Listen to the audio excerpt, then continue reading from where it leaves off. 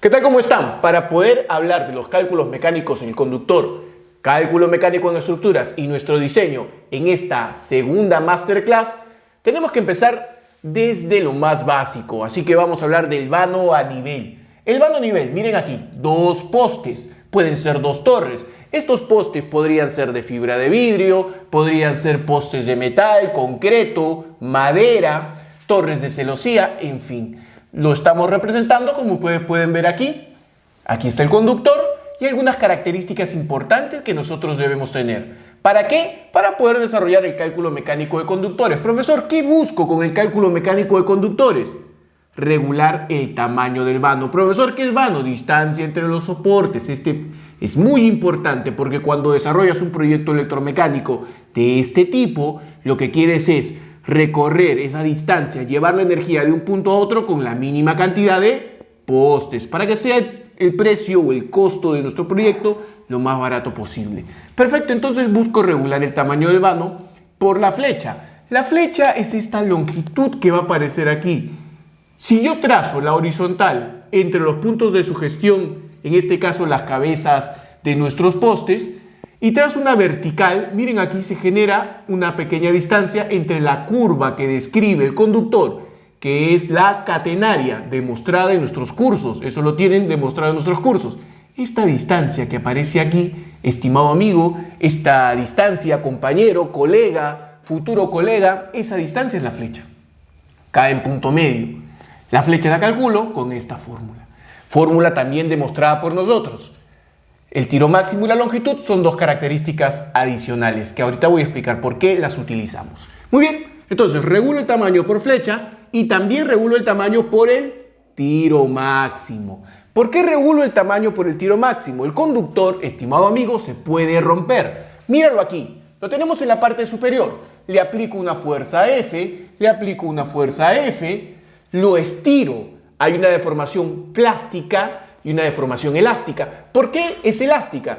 Porque le aplico la fuerza, se la quito y tiende a querer volver a su tamaño original. Sin embargo, queda un poco deformado. Miren, aquí estaba al inicio, se aplicó la fuerza, le quitamos la fuerza y quedó un poco deformado. Hay una deformación elástica y plástica. La ley de Hooke y también Hooke, que algo así se escribe, no me acuerdo muy bien, pero por ahí vamos.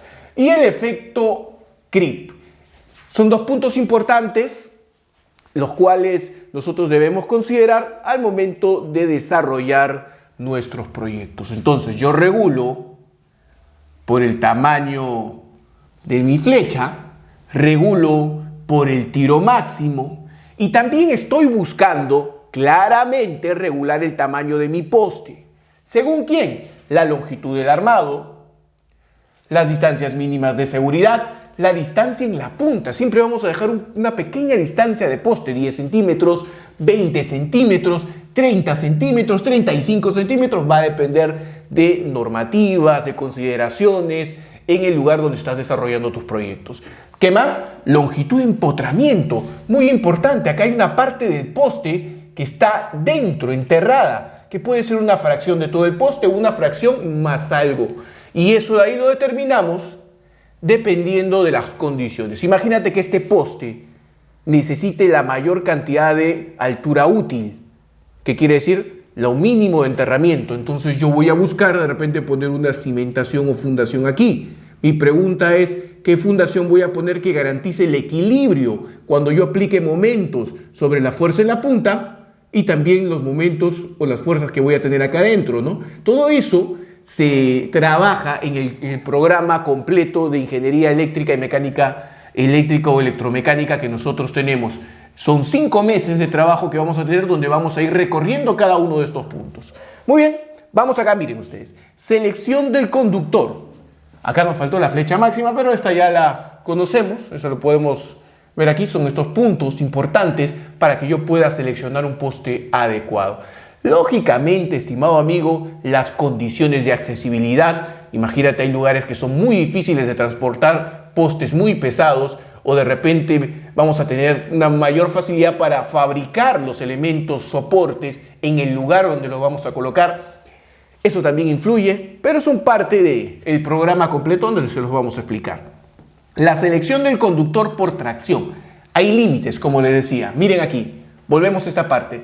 Yo estiro el conductor, él se puede romper. Si esta fuerza es muy grande, se puede romper. ¿Y cuándo podría ocurrir que esas fuerzas comiencen a crecer? En una mínima temperatura. Imagínense un clima muy frío, el hielo reposando sobre el conductor, o imagínense un viento muy grande.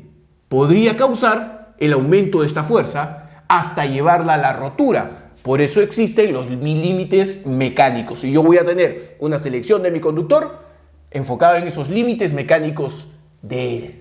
Perfecto. Ya lo tengo acá. Consideramos la deformación por CRIT para lo que son distancias mínimas de seguridad. Es muy importante para ver si esas tensiones mecánicas también pueden disminuir cuando aumenta un poco la longitud del conductor. Todo eso debemos mapearlo. Acá también, miren ustedes, consideraciones. La sobrecarga en el conductor, el espesor de hielo, la velocidad del viento van a influir. Yo debo saber cuánto van a influir en el desarrollo de mi proyecto. ¿Por qué? Estimado amigo, yo lo que quiero es mínimo costo y duración de mi proyecto, 20 años, 30 años. Y si yo no considero estas cosas, ¿qué podría pasar? ¿Qué podría pasar? El proyecto se podría destruir o no garantizaríamos la energía en el tiempo. Miren acá, la dilatación. Sobrecarga en el conductor, cambio su temperatura. Todo eso afecta a mi proyecto. Yo debo considerarlo.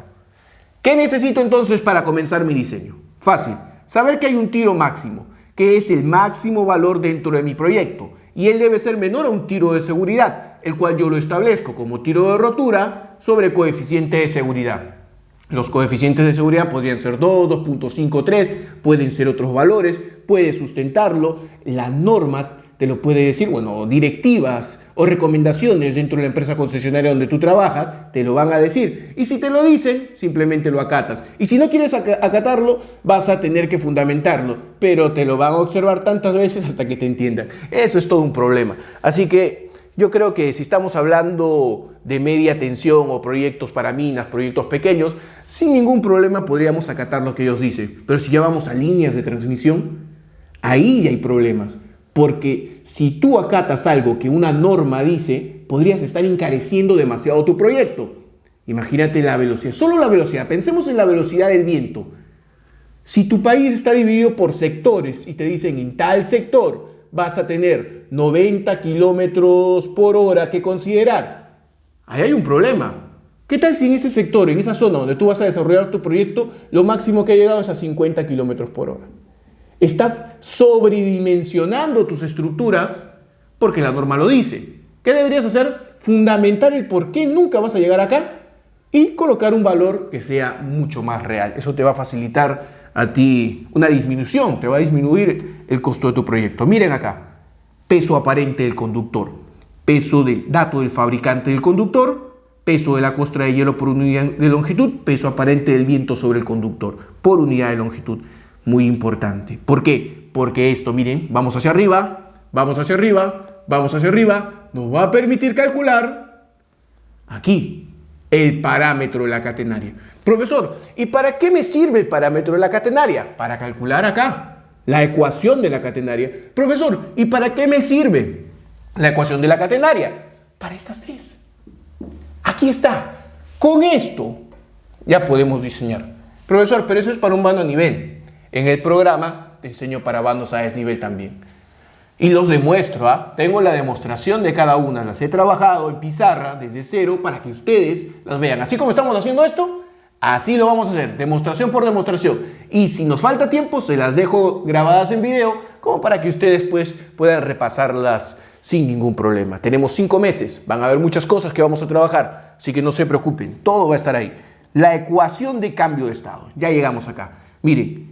Pasamos de aquí, de la sobrecarga, con estas que se demuestran, con estas que cambian según sea tu país. Ojo, van a haber pequeñas modificaciones, pero van por ahí todas, no hay mucha diferencia.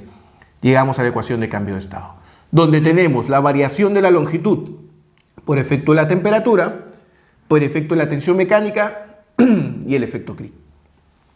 Con esto yo ya puedo mapear cómo cambia la longitud de mi conductor si cambian las condiciones climáticas.